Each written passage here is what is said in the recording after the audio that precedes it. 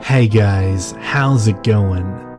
This is Natinator, and welcome back to part 2 of the 6th and last installment of the Tales of the City series. This part has some really interesting developments, and I'm actually really excited to see how this one will wrap up. Let's get right into it, so as always, turn out the lights, get comfortable, and let the story begin.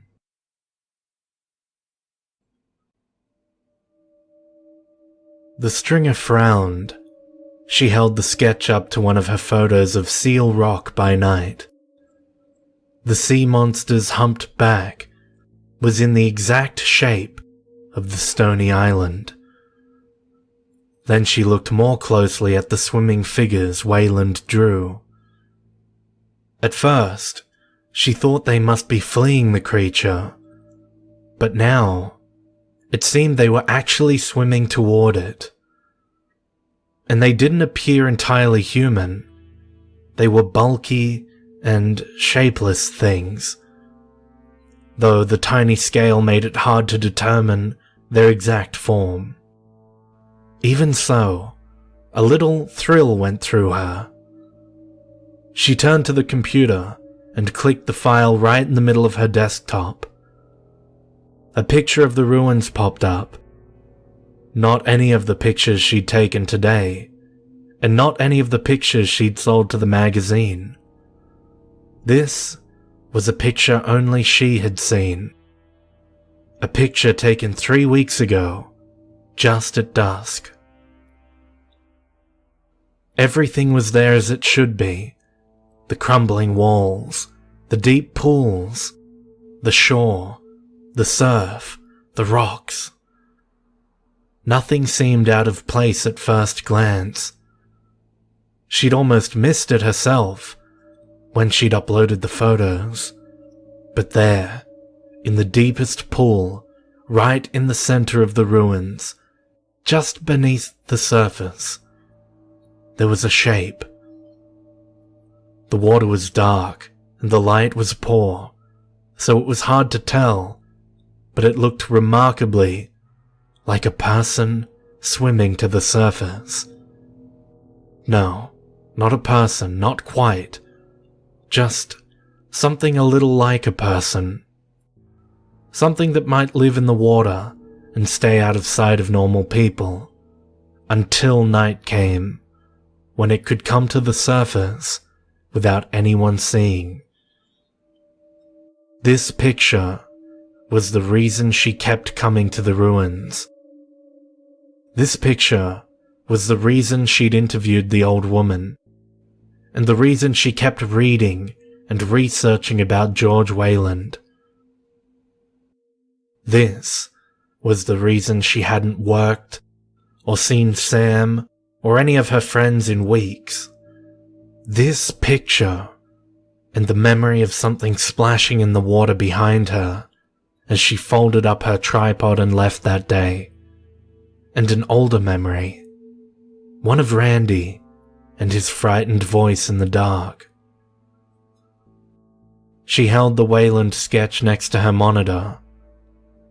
The shape in the photo was ill-defined, and the figures in the sketch were tiny, but they looked alike, didn't they?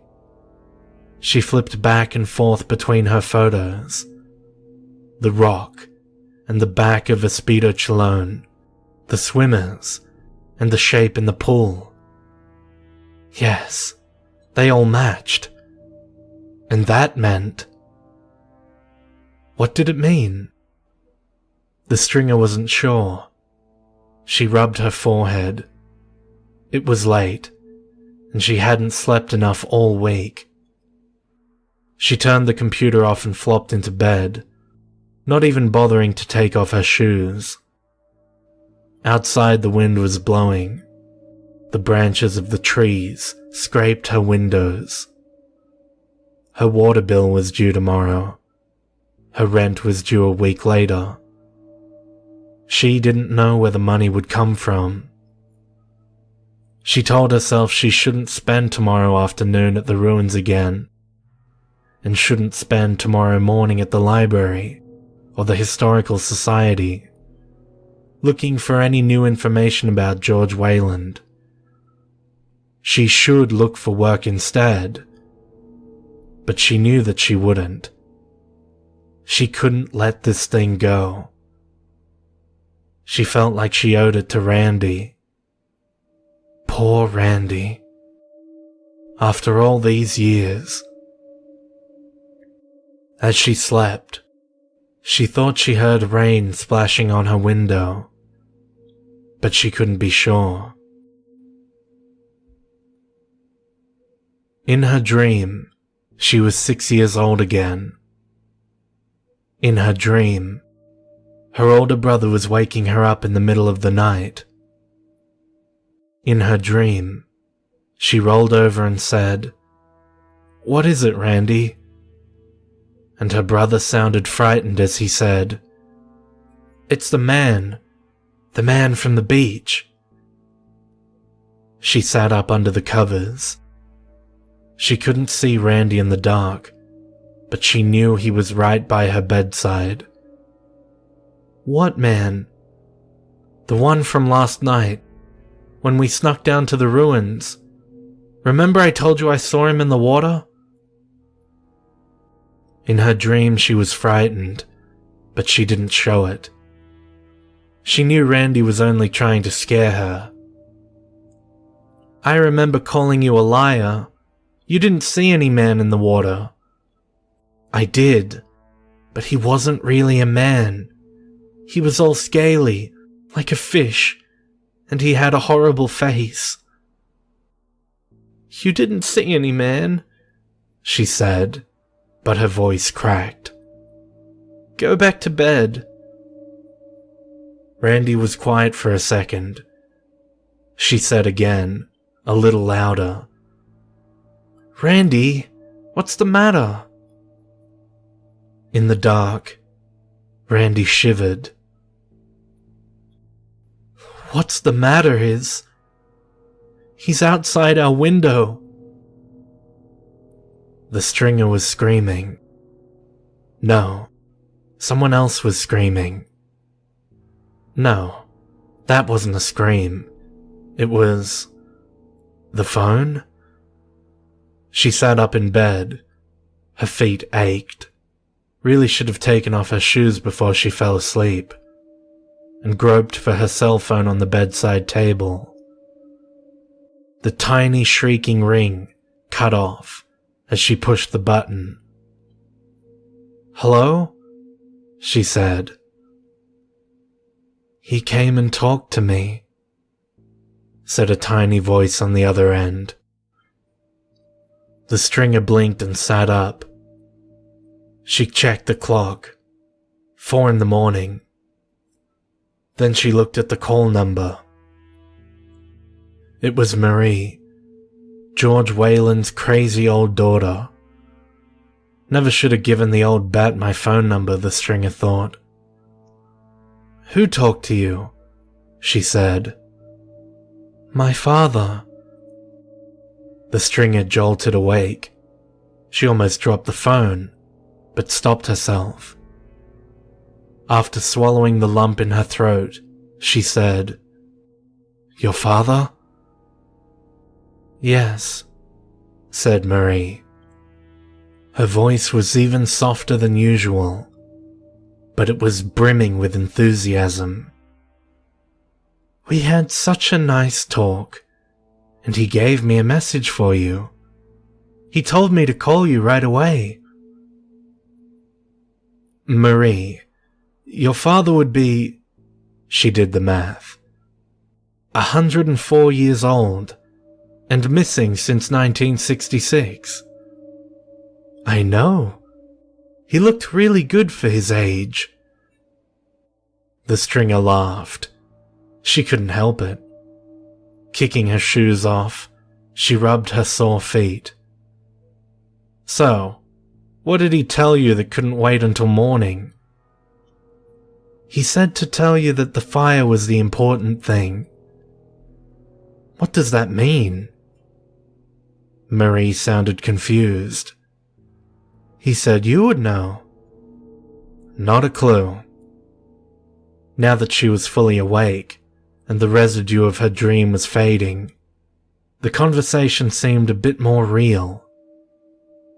She wondered if Marie had been dreaming too, or maybe there wasn't much difference between waking and dreaming once you went that nuts. Then Marie said, Randy was here too.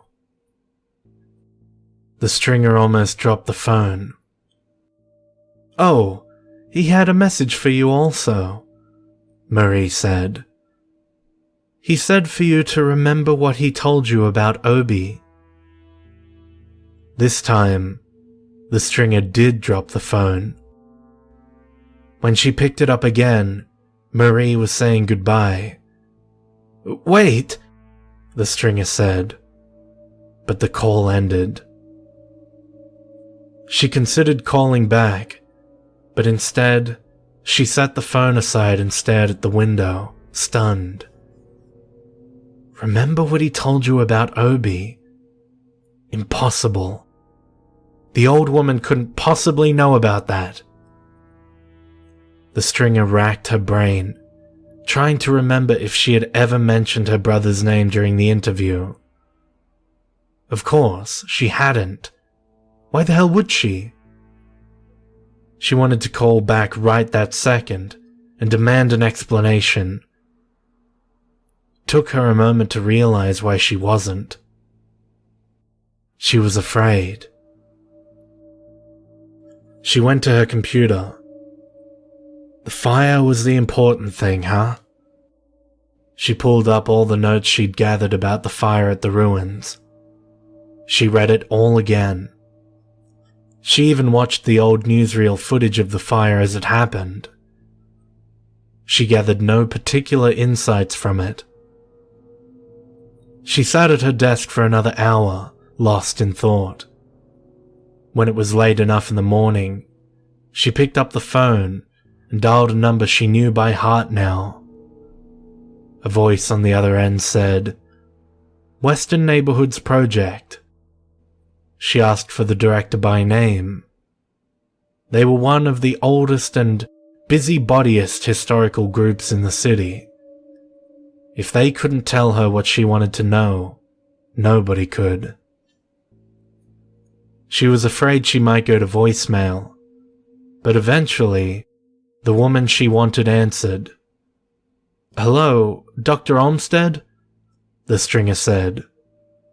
I had another research question for you. About the ruins, Olmsted said. I thought your magazine already ran that story. They did, but I'm doing a little follow-up. She paged through her email as she talked. No paying offers, although there were plenty of blogs who wanted permissions to run her photos. None were offering any money. I was just wondering about the fire. She hesitated. Yes? Olmsted said. Not entirely sure why she was asking, the stringer said, I was wondering, is there any truth to the rumors that human remains were found in the wreckage? None at all, Olmsted said. But she said it too fast, as if she'd been expecting it and had that answer prepared. I see, the stringer said. I thought that, well, it's just, I have a lead that there was something unusual or important about the fire itself, and I was just wondering if there was anything that wasn't already common knowledge. I don't think so. I'm afraid I really have to go, miss. What about the name Espedo Chalone? Do you know anything about that? It was a shot in the dark, but as soon as she said it, the stringer knew she'd hit the mark. Olmsted gasped. She covered the phone so the stringer wouldn't hear, but she was too slow.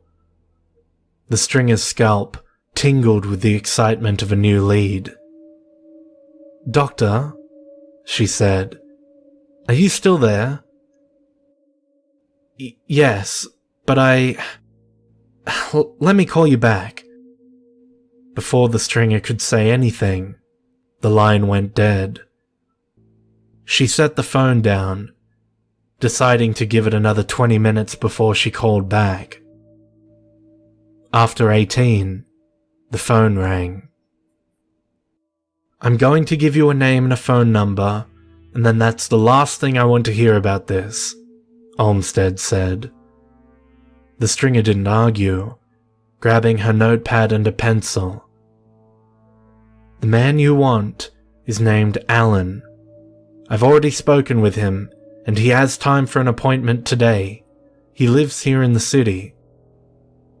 The stringer wrote down the name and the number when Olmsted gave it. "Thank you, Dr. Olmsted," the stringer said. "I really appreciate—" But by then, Olmsted had hung up again. The stringer stopped to lock the door on her way out, and as she did, her eyes fell across something on the floor. A wet spot on the hallway carpet. She frowned. The stain hadn't been there the night before. Whatever someone had spilled, it smelled black, grey and briny. It reminded her of the ocean. If she turned her head, it almost looked like a footprint, although not a print that would be left by any normal foot. She hurried down to the elevator and out into the street. Her appointment was in an hour. She could just barely make it.